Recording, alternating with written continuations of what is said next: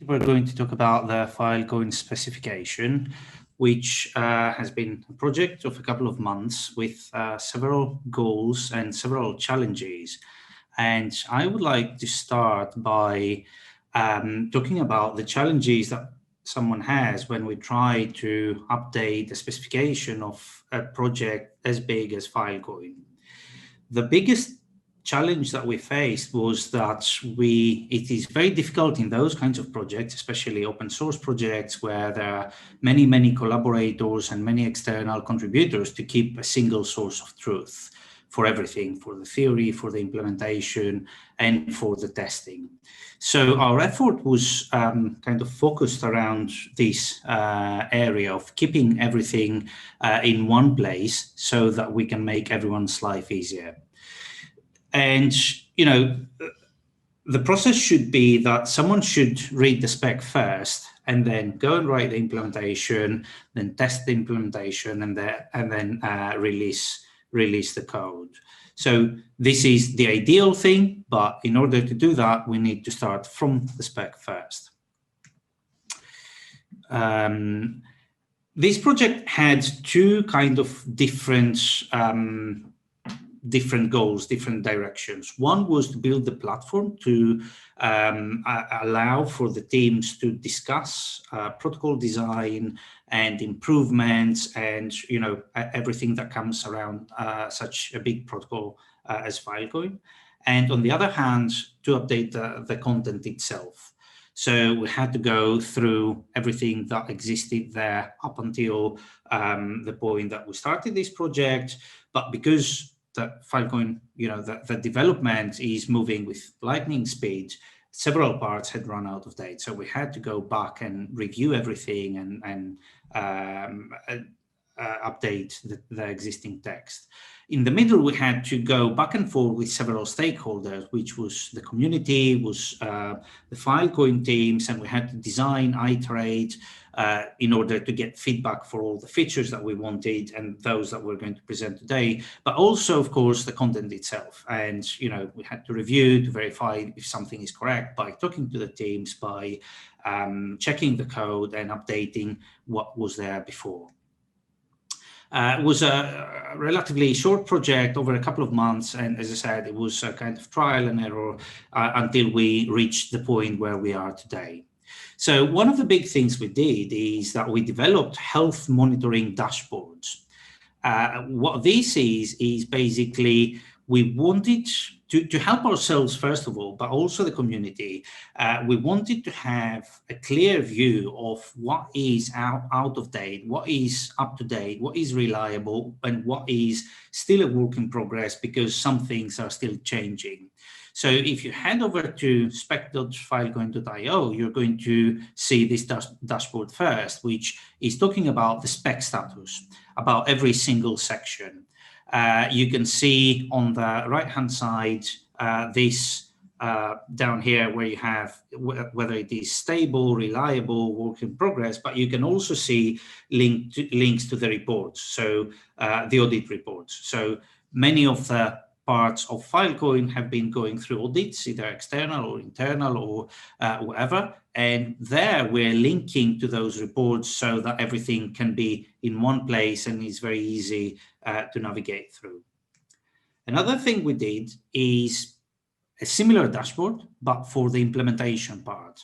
So there are several different implementations. The content of the spec, I should mention, is implementation agnostic. So it's not focusing on Lotus or Venus or Forest or any of those. It's the general protocol design that every one of those implementations should use. What we did there is that we integrated very nice features such as CI integration and test coverage, so that this dashboard is getting automatically is pulling information from other repositories and is updating this implementation dashboard, so that someone can see, you know, what is the test coverage, what is if the tests are passing, and so on and so forth. This is a very nice feature, I think. Finally, we had a progress bar, stabilization progress bar, which shows, up to which point we have reached so far. We can see that, the stable and reliable, basically all the details that someone needs is more than 80%. And, we're looking to improve that even further and get it all to blue and 100%. And for this, any help from anyone in the community is more than welcome. It's a huge task, and it's really great joy to go into the details of the protocol. So with this, I would like to pass over to Hugo, who is going to talk a little bit more in detail about how you can use the spec repo, how you can update the spec itself, and all the interesting features that it includes, including, you should think why you can use it as well. You can get the repository and use it for your own specification. It's a very nice, very handy, easy to use tool and platform, and ticks all the boxes that we had, at least as requirements in the beginning. So Hugo. Hi there. Yeah, I'm gonna talk a little bit about the. You wanna stop sharing, or should I? I can. Sure. Yes. Cool. Okay. So I want to talk a little bit about the tooling behind the website and all that enables some cool features that we have on the website, like integration with other systems, integration with GitHub, and all the building, this generation of the website based on the content that every contributor did on the spec repo. So first, I want to talk a little bit about how we started all this. So we wanted to go to kind of do the 1.0 version of the spec repo, and we tried to focus on the user experience. And this is basically to make the spec repository the best place to write specification content. So we can have, like Yiannis said, a single source of truth for the implementation, for the protocol, for everything about the Filecoin system. So we kind of created 3 core objectives. So first we went with, it needs to be easy. Writing content needs to be just Markdown and some file structure. It needs to be really easy. So it doesn't take too long. It doesn't take too much time with like tooling and running and getting errors. Don't know, and the writers don't know what to do. It needs to be really easy for someone that is writing content for the spec to contribute to this repo. So the second one is to be consistent. So we need the spec content to be stable and to be consistent. So we have some rules, more like linting and validation than rules. But if a writer does something wrong, he needs to get an error that explains exactly what's going on, and it explains easily how to fix it. And the third one is it's enabling. So we want to get to a point where we have a stable base, but we also want to get to add new features, new advanced features, but those need to be easy to maintain, need to be easy to integrate with the content, the text content, and all that. So we started with this, like our planning started from this, and I'm gonna go through each of these and show you some of the features and the tooling that we have. So first, the easy part. So you have here some images with examples. So basically, almost every feature is based on simple normal Markdown syntax. And we also have a comprehensive documentation for all of those. So as you can see in the image here, this is normal Markdown. but some of the stuff that's going on the background enables some nice features that I'm going to show you in a little bit. But when you start doing some contribution, it's really easy. You just need to do these two steps on the left, like npm install, npm start, and you have a real-time preview in the browser, and you can see exactly how your content is changing the website. Or you can even just edit directly on GitHub, and the continuous integration system takes care of all the boring stuff. Everything is taken care of. You either get an error that explains what's going on and tells you how to fix it, or you pass and everything is ready to deploy to production. So the consistent part, this is about like the errors, as I was telling you. The system behind the spec includes all kinds of validation, linking, formatting features, and this is to really ensure consistency. It's really important for us to like not have like broken links, broken images in the spec websites. And all these tools, all this validation basically ensures that.